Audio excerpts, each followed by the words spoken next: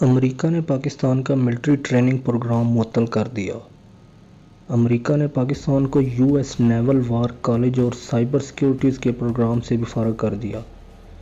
امریکا Pakistan army کے officer کی training اور ایجوکیشن پروگرامز بھی ختم کر دیے۔ رواں سال ٹرمپ انتظامیہ نے پاکستان سے دفاعی تعاون ختم کرنے کی دھمکی دی تھی۔ پروگرام ختم کرنے سے پاک امریکہ تعلقات کو ناقابل تلافی نقصان پہنچ سکتا تھا۔ امریکی حکام وزیر دفاع نے ٹرمپ کے اقدامات کی مخالفت کی۔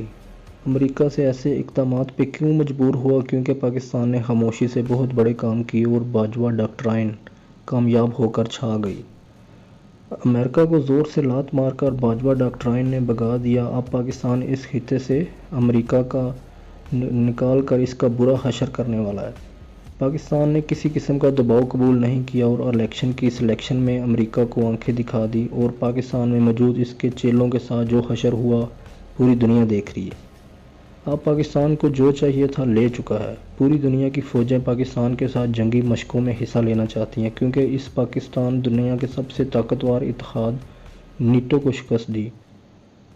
اس اتحاد میں شامل 52 ملکوں نے پاکستان کو توڑنے کے لیے اپنے خفیہ ایجنسیاں سمیت افغانستان میں فوجیں اتار دیں اور پھر ISI نے اس اتحاد اسپیشلی امریکہ کو جو حشر کیا اس کو پوری دنیا نے دیکھا۔ پاکستان کی فوج پچھلے 20 سال سے حالت جنگ میں ہونے کی وجہ سے دنیا کی نایاب اور ناز فوج بن چکی ہے۔ اس کے بپھرے شیر اپنے سپہ سالار کے ایک حکم کے منتظر رہتے ہیں اور یہ وہ دنیا کے واحد فوج کا جو گریلا جنگ کی فتح بنی اور اس گریلا وار کے نتیجے میں امریکہ چین کے اربوں ڈالر کا مقروض ہوا اور اس کی کھربوں ڈالر کی ٹیکنالوجی افغانستان میں کوڑیوں کے بھاؤ بک رہی تھی۔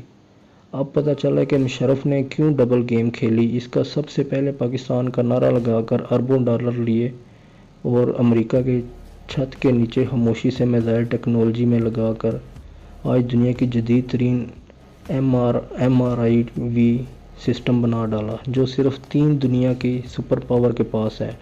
نہیں تو ویسے امریکہ عالمی پابندیاں لگا کر معیشت کو کمزور کرتا تھا۔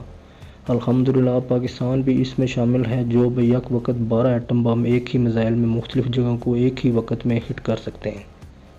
امریکہ کو 15 سال بعد پتہ چلا کہ ہمارے ساتھ پاکستان نے ہاتھ کر دیا اور اب پاکستان امریکہ کی ٹیکنالوجی اسپیشلی ریڈار سسٹم کو خیر آباد کہہ چکا ہے اور وہ پاکستان کو دفاعی تعاون کو روک کر دھمکی دے رہا ہے۔ پاکستانیوں آؤ امریکہ کی اس بے بسی پر زور سے ایک کہکا لگائیں۔ پاکستان زندہ باد۔ افواج پاکستان ہم سب کا فخر۔ ISI زندہ باد۔ ہم سب کا ہے پاکستان۔ زور سے ایک نعرہ تکبیر لگائیں۔ نعرہ تکبیر، اللہ اکبر۔ ISI زندہ باد۔